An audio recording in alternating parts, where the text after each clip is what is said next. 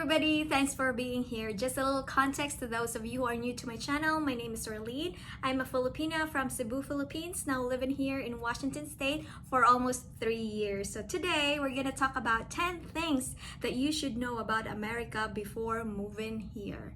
Alright, let's get started. Number 1, you can get sued or fired by asking certain questions. Questions that for you, being a foreigner in this land, like trivial or not a big deal, but here in America it's a big deal. So better ask your American husband about HEPA or Health Insurance Portability and Accountability Act of 1996, because if you are a Marites, you should beware. You can't run your mouth to your heart's content here. Number 2, America can be very isolating. People are busy with their own grind. They're busy minding their own business and working on their goals. Something that I admire about Americans and something that Filipinos should learn from. Correct? Yes. And showing up to people's houses unannounced is a no-no. Even family has to coordinate and seek permission before visiting. Prior to moving here in America, I really thought that Americans seek Asian brides like from Philippines is because they just like the features or the qualities of a Filipina. I didn't realize until I got here that one of the reasons that pushed them to look for brides outside their country is because of the feminism here in America. In fact, there's a large number of American men going their own way. That's why when you move here, remember your roots and protect yourself from women who will whisper cancer into your marriage. Americans are forthright, so they would also love it if you're gonna be straightforward to them. They don't sugarcoat and they don't mince words, but they're also very expressive if they really like you. So if you're someone whose love language is words of affirmation, then America is the country to be. Number 5, I've never felt so vertically challenged in my life until I moved here in America. Yes, most of the countertops here are just not made for 4'10" people like me. They're just so tall for me. In fact, my husband would joke around that we need to build a hobbit kitchen for me. And every time, or most of the time, whenever I paid our groceries or whatnot, I had to stand on my toes so I can clearly see the POS screen.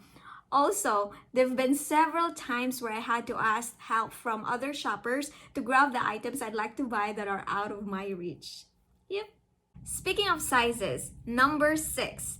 It's so hard to find size 4 or size 5 shoes here in America. And if you ever get to find one, it'll be coming from an expensive brand, which is a bummer. I would have been perfectly fine with Costco or Walmart shoes, but they don't carry my size unless I want to wear something that has glitters and it's color pink. Foliage is beautiful, but you will no longer love fall as much as you used to once you become a homeowner. Yes, raking leaves and cleaning your roof is not a walk in the park. But yes, you always have the option to pay somebody to clean it for you, but it's not gonna be cheap. It is not only cold during winter or when there is snow, especially if you live here in Washington. So always check your weather app whenever you want to go out and always dress accordingly. But summer here is so beautiful. It feels like Philippines, sometimes even hotter. And I just want to insert, it doesn't always rain here in Washington. OMG, we're already down to number 9. You really need to know how to drive a car. Public transport is only viable if you live in the big cities.